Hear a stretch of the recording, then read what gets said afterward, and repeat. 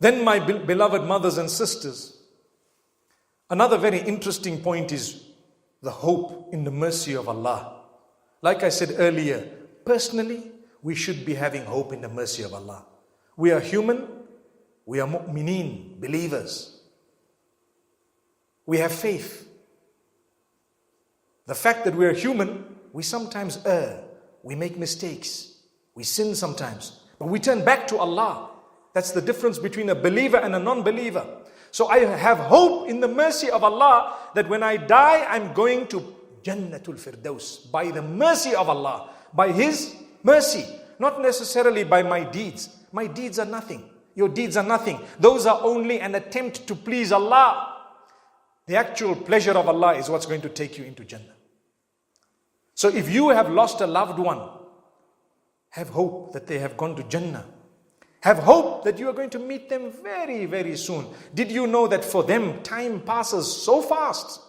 But for us who are alive, time takes long to pass. Quick example is that of two people sleeping on a bed. One has dozed off and the other one is tossing and turning and tossing and turning. Before you know it, it's already 6 o'clock in the morning, 5 o'clock in the morning, the alarm rings, the one gets up, the other one is like, I haven't slept. This one says, oh, to me it felt like 2 minutes. I'm already up.